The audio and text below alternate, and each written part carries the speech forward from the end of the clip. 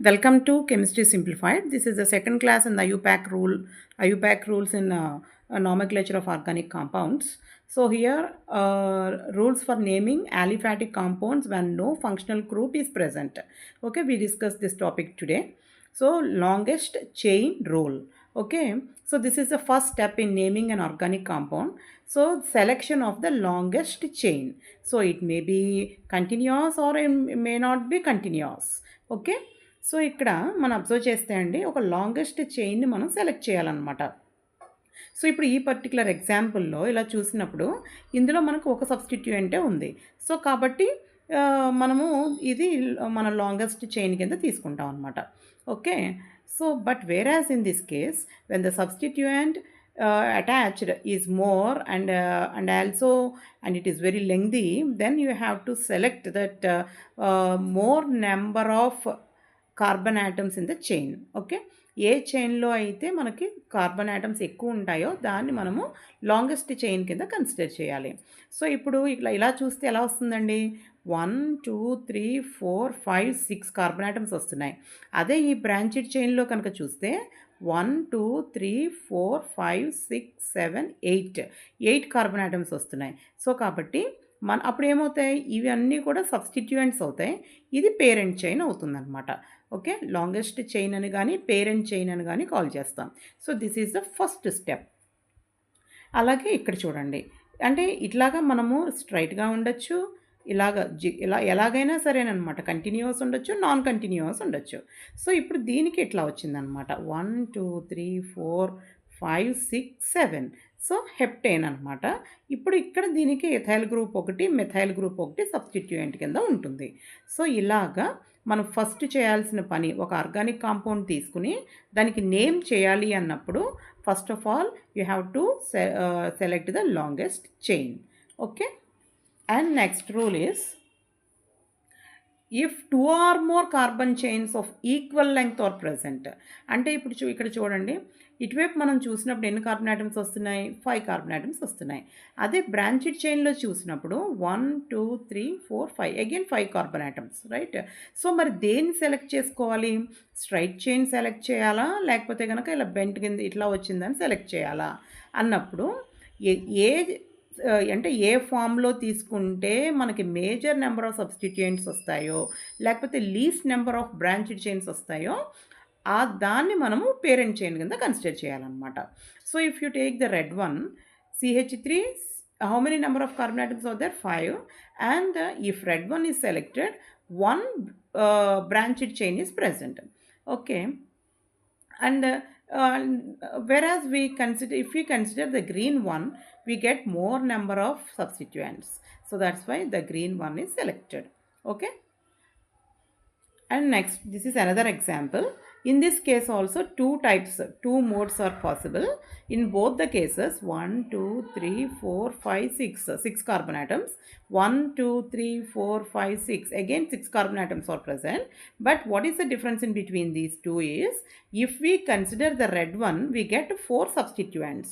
So this is first substituent, this is second one, third and fourth. So more number of substituents means it is a we have to choose that order అంటే దాన్ని మనము select చేసుకోవాలన్నమాట. Okay. So longest chain rule అయిపోయింది కదండి. So longest చైన్లో ఎలా ఉండాలి, number of carbon atoms ఎక్కువగా ఉండాలి. ఒకవేళ కానీ equivalent 2 or more carbon chains ఉండి అవి ఈక్వల్ లెంగ్త్లో ఉన్నప్పుడు మేజర్ సబ్స్టిట్యూయెంట్స్ ఏ చైన్లో అయితే ఉంటాయో అదేవిధంగా లీస్ట్గా బ్రాంచెడ్ చైన్స్ ఏ చైన్లో అయితే ఉంటాయో దాన్ని మనం పేరెంట్ చైన్ కింద కన్సిడర్ చేస్తాం.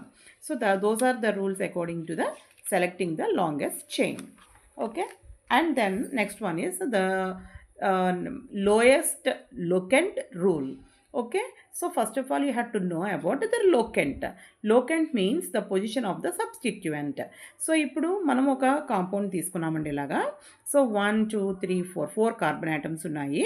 4 కార్బన్ ఆటమ్స్ తీసుకున్నప్పుడు మనము నెంబరింగ్ ఇచ్చేటప్పుడు ఇప్పుడు ఇటువైపు నుంచి మనం అంటే left to right, right to left, మన 2 కేసెస్లో మనం నెంబరింగ్ ఇస్తాము ఆర్గానిక్ కాంపౌండ్స్లో. బట్ ఇక్కడ ఒక లోకెంట్ ఉంది. లోకెంట్ అంటే ఏంటంటే సబ్స్టిట్యూయెంట్ అనమాట. దానికి లీస్ట్ నెంబర్ వచ్చే విధంగా మనం నంబరింగ్ ఇవ్వాలి. సో, కాబట్టి ఇటువైపు నుంచి చూసినప్పుడేమో ఈ మెథైల్ గ్రూప్‌కి ఉన్న కార్బన్‌కి సెకండ్ పొజిషన్ వస్తుంది. ఇక్కడ చూసేసరికి థర్డ్ పొజిషన్ వస్తుంది. కాబట్టి first one is selected. Okay. అదనమాట. ఇక్కడ ఒక సబ్స్టిట్యూయెంట్ ఉన్నప్పుడు lowest locant rule is applicable. But whereas more number of substituents are present, then we have to add the number of substituents position of the carbon atoms అనమాట. అంటే ఇక్కడ చూడండి, ఎక్కడెక్కడ ఉన్నాయి, సెకండ్ కార్బన్ ఆటమ్ దగ్గర ఒక substituent ఉంది, and at the same time third carbon atom దగ్గర ఒక సబ్స్టిట్యూయెంట్ ఉంది, నెక్స్ట్ ఫిఫ్త్ కార్బన్ ఆటమ్ దగ్గర ఒక సబ్స్టిట్యూయెంట్ ఉంది. సో ఆ మూడింటిని మనం కలిపినప్పుడు ఎంత వస్తుందన్నమాట, total is 10. But varies in this case, if you give numbering from the right to left, then this is 2, this is 4, and this is 5, then we get 11. So that's why it is more number than the first one. So that's why first one is selected. Okay, ఒక substituent ఉంటే substituent ఉన్న కార్బన్కి least number రావాలి. ఒకటి కంటే ఎక్కువ substituents ఉన్నప్పుడు వాటిలన్నిటినీ add చేసినప్పుడు వచ్చిన నెంబరు ఏ ఆర్డర్లో అయితే తక్కువ వస్తుందో ఆ ఆర్డర్ని సెలెక్ట్ చేసుకోవాలి. Okay. And next one is, if different alkyl substituents are attached to the parent chain, their names are written in the alphabetical order. అంటే ఇక్కడ if ethyl starts with E, methyl starts with M. So according to our alphabetical order, E comes first. So that's why ethyl first రాసుకోవాలి, తర్వాత methyl రాయాలి. Okay. But ఇక్కడ die అని try అని వస్తుంది కదా, అక్కడ టీలు కన్సిడర్ చేయకూడదు. సో ఇక్కడ డై ఇథైల్ అంటే ఈఏ కన్సిడర్ చేయాలి, అంతే తప్ప డి అన్నది మనం కన్సిడర్ చేయకూడదు అనమాట. సో ఇప్పుడు ఇక్కడ ఇటువైపు నుంచి ఆర్డర్ చూస్తే, according first of all you have to give the number and you have to select the longest chain, right? So there are very limited substituents here. So this is the straight chain is the longest chain. So it consists of 5 carbon atoms. So here it consists of 2 substituents, ethyl and the methyl. So here at the second position and the third position, if we write like this way, 2 plus 3, so 5. So మనం ఈ డైరెక్షన్లో కనుక తీసుకుంటే 3 + 4 it is 7. So that's why మనం left to right కండిషన్ని consider చేస్తాము. సో కాబట్టి థర్డ్ పొజిషన్లో ఎవరు ఉన్నారంటే ఇథైల్ ఉంది. ఎందుకని ముందు ఇథైల్ తీసుకున్నాము, ఇక్కడ 2, 3 అని కాదు, ఎథైల్ అనమాట. సబ్స్టిట్యూయెంట్లో ఈ ముందు వస్తుంది కాబట్టి 3 ఎథైల్ 2 మెథైల్ పెంటేన్ అనమాట దీని నేమ్. ఓకే. సో ఇఫ్ ఇలా చెప్పాను కదా, ఒకటే సబ్స్టిట్యూయెంట్ రిపీటెడ్గా ఉందనుకోండి, ఇక్కడ మెథైల్ గ్రూప్ రిపీటెడ్గా ఉంది. సో కాబట్టి డై అని వస్తుందన్నమాట. సో థర్డ్ పొజిషన్లో ఎవరున్నారు, ఇథైల్ ఉంది. సో కాబట్టి 3 ethyl and methyl groups are present at the second and the third positions. So that's why 2, 3 dimethyl pentane is the name of this compound. Okay. And next one వచ్చి different alkyl substituents at the equivalent positions. ఇక్కడ ఏంటి అంటే మనము left to right తీసుకున్నప్పుడు ఒక value, right నుంచి లెఫ్ట్కి తీసుకున్నప్పుడు ఒక వాల్యూ వస్తే మనం ఏం చేస్తాం, ఎక్కడైతే తక్కువ ఉందో దాన్ని లోయెస్ట్ సమ్ రూల్ ప్రకారం ఆ పర్టికులర్ డైరెక్షన్ యాక్సెప్ట్ చేస్తామని చెప్పాం కదా. బట్ వేరాజ్ ఇక్కడ చూడండి, for example if you take this example, so if you take 1, 2, 3, right? 3 + 4, 3 + 4 how much? 7. Okay, if we write in this direction 1, 2, 3, 4 again 3 + 4 7. అంటే నీకు లెఫ్ట్ నుంచి రైట్ తీసుకున్నా, రైట్ నుంచి లెఫ్ట్కి రాసిన టోటల్ ఎంత వస్తుందండి? 7. మరి అలాంటి కేసెస్లో మనం ఎట్లా నేమ్ చేయాలి అంటే, ఇప్పుడు for example the added alkyl groups are, one is ethyl and another one is methyl. Ethyl starts with E, methyl starts with M. So ఏ డైరెక్షన్లో అయితే లోయెస్ట్ వన్ అంటే, ఇప్పుడు ఇక్కడ ఈ పర్టికులర్ ఎగ్జాంపుల్కి ఎథైల్ గ్రూప్కి ఏ డైరెక్షన్లో లీస్ట్ నెంబర్ వస్తుందో ఆ డైరెక్షన్ని కన్సిడర్ చేయాలి. సో ఇప్పుడు మనము ఇటు నుంచి చూస్తే ఎథైల్ ఎన్నో పొజిషన్ వచ్చిందండి? 4th పొజిషన్ వచ్చింది. ఇటువైపు నుంచి చూసినప్పుడు 3rd పొజిషన్ వచ్చింది. సో కాబట్టి right to left is considered. Okay. So that's why the name of this compound is 3 ethyl 4 methyl 6 carbon atoms are there. So hex, all single bonds are present. So that's why ane. Okay. So 3 ethyl, 4 methyl, hexane is the name of this compound. Okay. And next example. So this is also another equidistance. ఇక్కడ చూడండి 3 plus 4, 7 again. ఇటు నుంచి చూసిన 1, 2, 3, 4.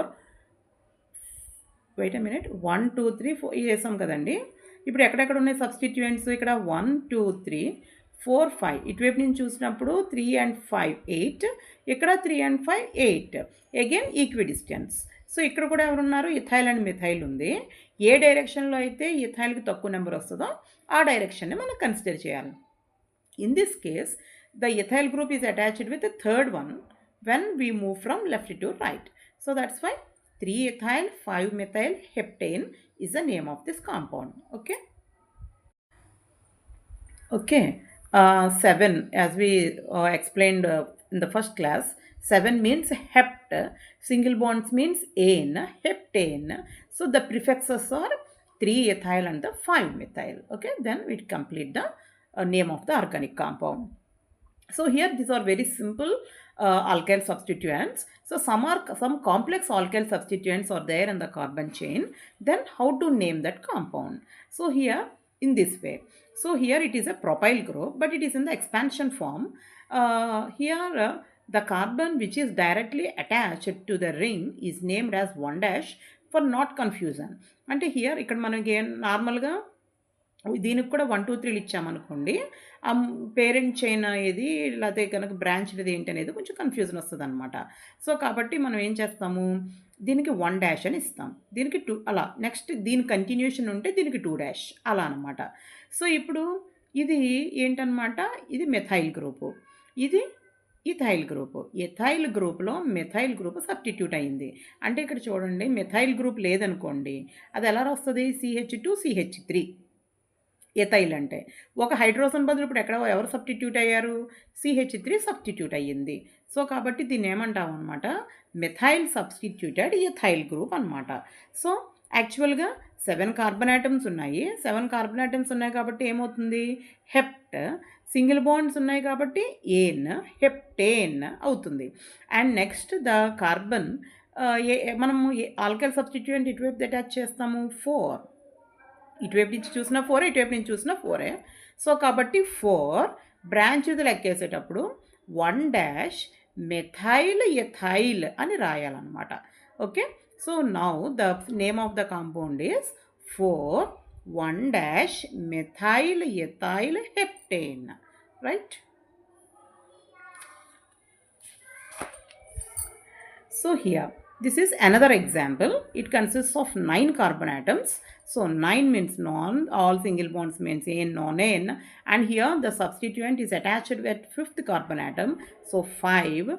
So here this is the branched one, so 1', 2'. So that's why here this is the propyl group.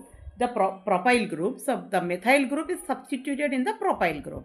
So that's why 2', and here the methyl is attached with the second carbon atom, 2' carbon atom.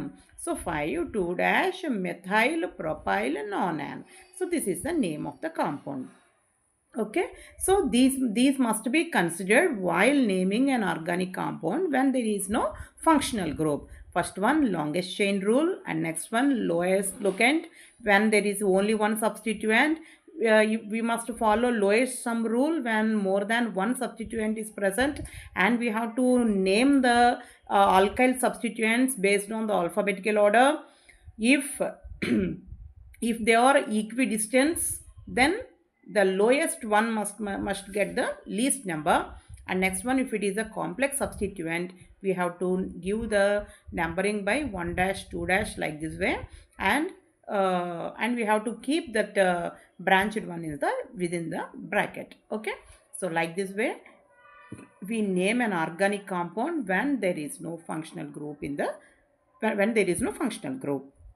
Okay, please like and comment the video, encourage our channel Chemistry Simplified. Thank you.